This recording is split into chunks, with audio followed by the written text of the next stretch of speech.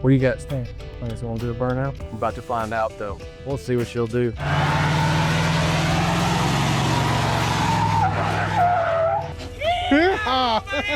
What's up, y'all? We got a 1995 OBS in the shop. Got the old 5-liter in it. So we're gonna take some time today to figure out why it's got a misfire in it. I've already gone through a little bit, did some spark check. I replaced the plugs. I pulled all the plugs just to check them out. Bore scoped the cylinders. Didn't see anything that looked too crazy. Just a little bit of valve seal leakage from the oil, but other than that, it looked pretty good. So it's time to start looking at fuel injectors, and I have a little suspect of something that might be going on with it. We'll find out here in a minute. Stay tuned. All right, let's check this thing out. What we've done so far on this misfire diagnostics is we have started with the spark. So first thing I did was pop this distributor cap off, and you want to check your button, make sure it looks good, make sure all your points are going to look good. Check on that rotor and just make sure you don't see any crazy arcing, or if you see a crack or anything going on here. Just want to check this to make sure that all of these look really good. Rotor looked awesome. It has an MSD aftermarket ignition somebody's put on this. Next step was checking plugs. Pulled all of the plugs, and I saw a little bit of weird stuff going on this side. So this is a 5-liter Ford, so you have 1, 2, 3, 4, 5, 6, 7, 8. On 3 and 4, I was seeing something a little weird when it came to the spark plugs. So I went ahead and threw some new plugs in it and then fired it back up. And then the next thing I did, it still was running a little rough. Just took some cloth and sanded and rubbed down on the harmonic balancer to find our timing marks. After that, you're gonna set up your timing light hooked up here, and you're gonna put it on the number 1 cylinder spark plug wire. You just clamp it around, and then right down through here, you can see you're gonna have a small line right there. I don't know if you can see it or not, but it is the flat line. And whenever you are pointing your timing light right here, you'll see it as it's running where it's at on timing. Make sure on these OBSs, on these older Fords, that you unplug this, and that is for timing advance from the computer. So when you unplug this, it does not advance by the computer, and you can set the distributor timing. You have a little nut down here. You loosen that up, and then you can rotate this by hand. When it's running and you're trying to move this around, that you don't get too close to these boots because it will spark. We did timing. We checked all the spark, make sure all of them were getting sparked. Spark test was good. And I also compression tested to make sure that everything looked great. All the cylinders look wonderful. We did new plugs, and now I guess we're on to fuel. Besides a little bit of oil consumption, looks like we have some valve seals going bad, leaking a little oil, really common. All right, well, let's just start tearing this thing apart and figuring out what's going on. Okay, first things first, disconnect your negative battery terminal. Anytime you're gonna do any type of engine work or unplug things, it's always a good practice. Yes, you don't have to, but why risk it when it's super easy to just loosen one bolt, take that thing off. One thing I did notice down here is that there is a little bit of mouse trash hiding down in here. So I am suspect to think that maybe our injector wires have been compromised. We'll see. Also, ignore my vice grip clamp here. The original little cap was falling apart and was spitting some coolant out. I pressure tested the cooling system with a hand pump, and just to make sure that there was no coolant getting down into the cylinders too while I was bore scoping.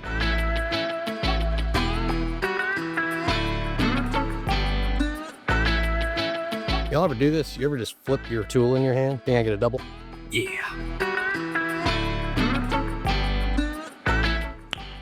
Nice.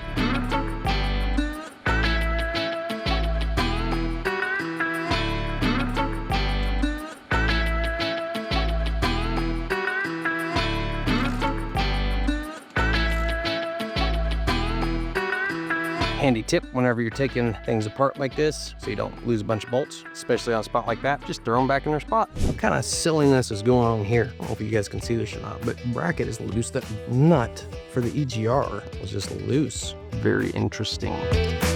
Something that's handy on these kind of projects is just a cut off bottom of a jug. Those work great for little socket and nut and bolt stuff. Get yourself a little, magnet tray. These things are only a couple bucks at Harbor Freight, no big deal. Or one of these rubber mats. They're really inexpensive at Harbor Freight too, and they're wonderful. Just a nice, good floppy surface. You could pretty much lay wherever. I like to usually lay them right over the battery like that. And then anytime you have these sockets or just nuts and bolts, gives you, some little sections to throw them in. Easy to keep up with if you can't put them back in a spot.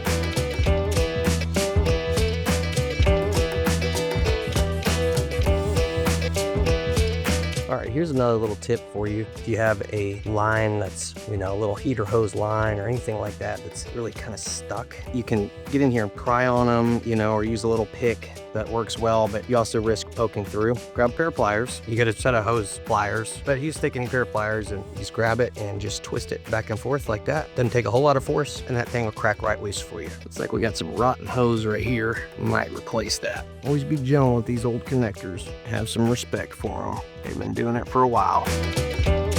Probably just going to drop his throttle body and just pull it forward a little bit. Let's get an extension on that. Got an Allen head dowel on that one. Crack this one loose.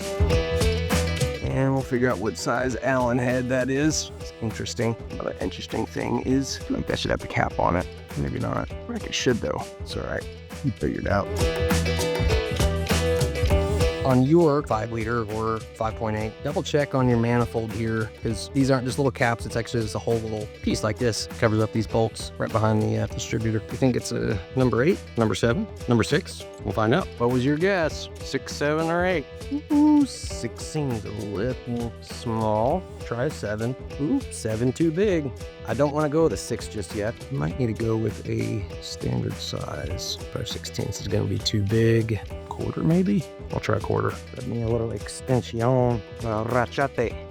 Quarter's just right. Whenever you do Allen bolts, always use a ratchet. Try not to use impact if you can. That's how you strip them out. And then you're in for a bad day. Beautiful. Let's grab this bolt out. And I am going to replace this gasket. I'll peel it off after we have the manifold off. I'm gonna take this thing off because it looks like it's gonna fall off and cause everybody a headache. That's weird. I don't know why someone did that. Got here, that doesn't look like 1/2 inch or 13. It was a little loose. Working on these American trucks, you gotta go back over to the standard pile. There's a 1/2 inch. Yep. Save that for later. I don't know how much of a fight that's gonna be. Take some of this coil right here, give her the old squirt job. Let her soak for a little bit. I know everybody just wants to get things done. Little penetrant goes a long way, if you know what I mean. You hear what I'm saying? All right. All right, I'm gonna grab this guy and give her the old crank job. I'll put this on here and just whack the shit out of it. All right. We'll just try to massage this thing a little bit. See if we can't massage this out. Righty-tighty, lefty-loosey. Just a little bit. It's good to work this stuff back and forth too. Probably hadn't been off in a long time. If it's ever been off, this helps massage that penetrant down in there. Keeps you from having a headache. 1/2 inch, fits good.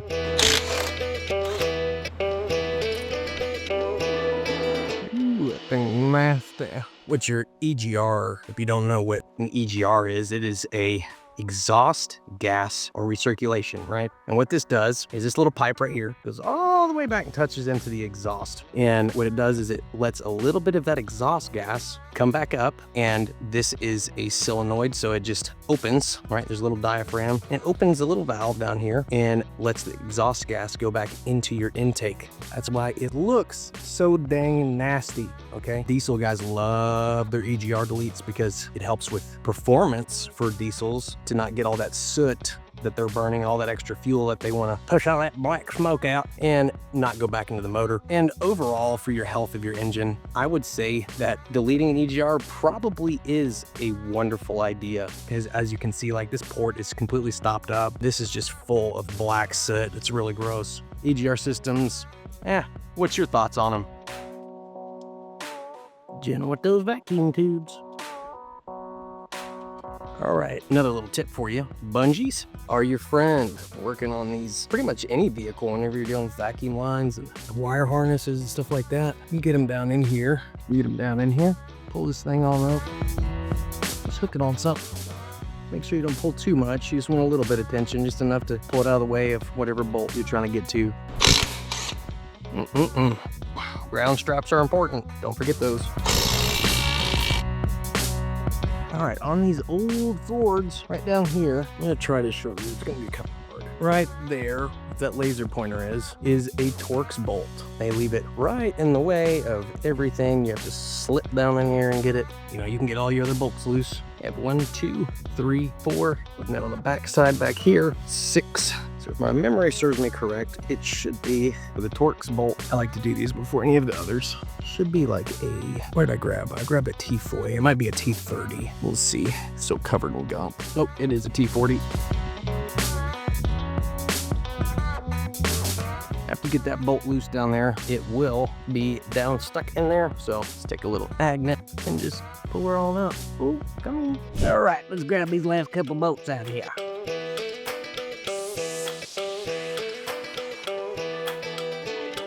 Up and away.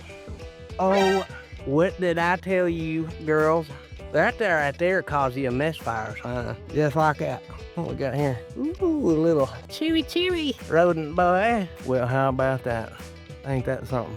I'll just be darn tootin' with all this mouse mess. We'll pick some of this up by hand, and we're gonna get that shop back. Let's grab this old gasket while we're at it.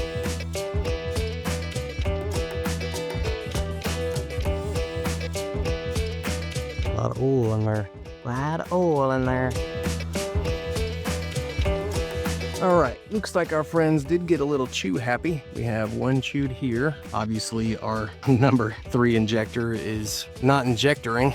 I'm gonna spend some time looking over stuff, make sure nothing else got chewed up on. We have some nibbling on this one, not cut though. Looks like we can just wrap that up and it'll be okay. This guy looks good. I think this mystery is solved. I'm gonna replace this connector and splice in a new connector for it. We'll fix that wire up, we'll fix this wire up. I think we'll be off to the races here now. Come on, you little bastard.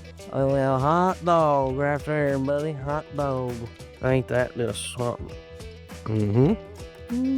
This feels a little bit more tactile. Need 2 of those. A little bit of that. Bring this.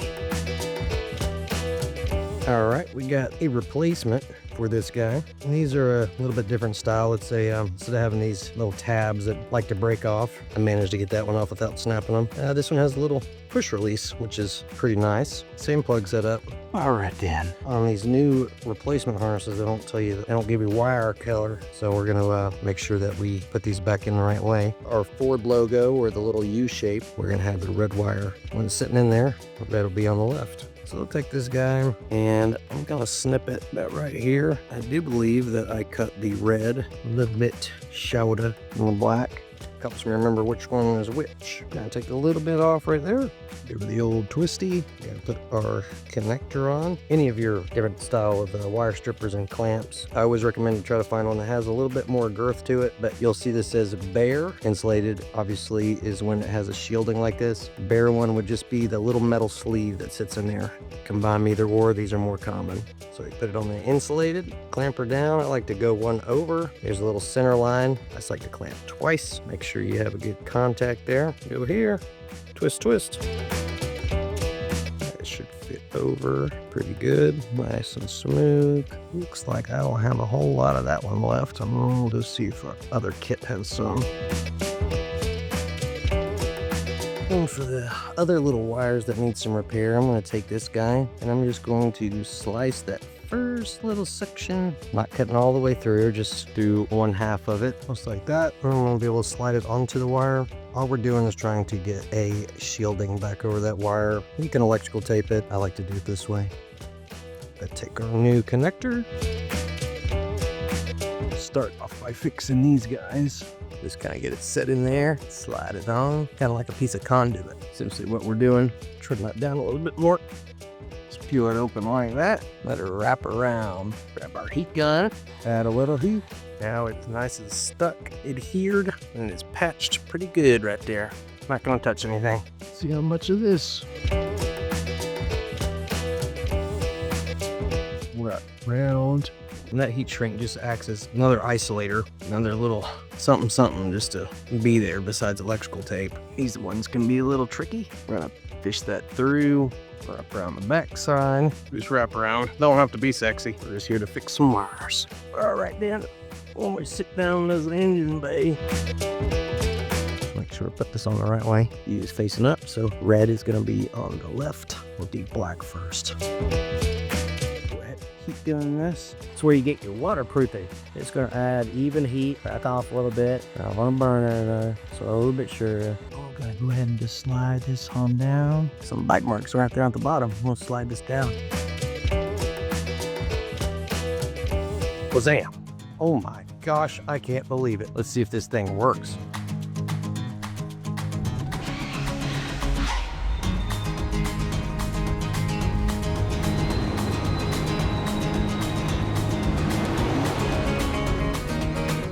I'll tell you something. She don't miss no more now, buddy. Right on.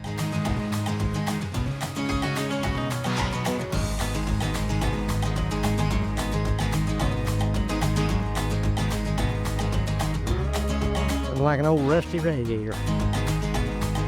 Got a quart low. Give her a quart.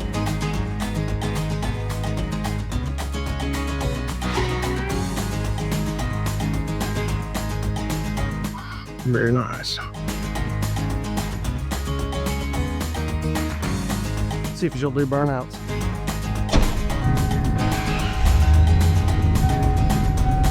Running nice and smooth. What do you got think? Think gonna do a burnout? What you think, K3? You think it's gonna do a burnout? Oh no, he's the full out of the way. This thing is heavy. Why are you carrying it like that, you freak? What is that? That's a dolly. I don't think it can do a burnout. I'm about to find out though. We'll see what she'll do.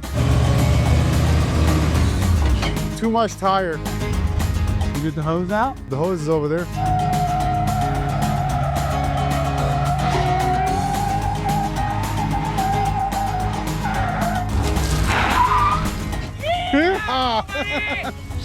Dude, so much power.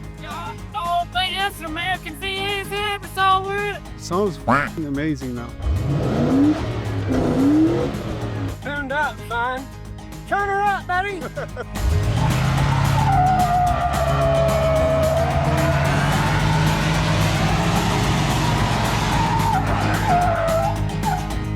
That shit is amazing. How about that? Nothing like an old American V8 tune-up. Daggone, boy. Hope you enjoyed checking out that F-150. Silly little rat mouse repair. Let me know what you guys want to see next. We have the War Taco. It's got a miss in it. We can work on that. We can do a build on this T100. We have another 4Runner that we picked up for $1,000. We're going to do a little bit more work on that, but ended up just being a broken flex plate. How about that? I can do some different build series on cheaper repairs. Whatever you guys want to see, we're down to do it. We have K-Swap Miata, the drift vet. We're about to do some work on the drift vet. Red Raunchy is my 1986 4Runner. I picked that thing up for $1,000. We're gonna have a lot of off-road content coming this fall. We're gonna have a bunch of 4Runners, some of the Tacomas out there. We have a build series coming up on little something back there. I'm not gonna show you what it is yet, but it's gonna be fun. Well, that's gonna do it for today, guys. Hope y'all enjoyed it. Have at it, hang loose.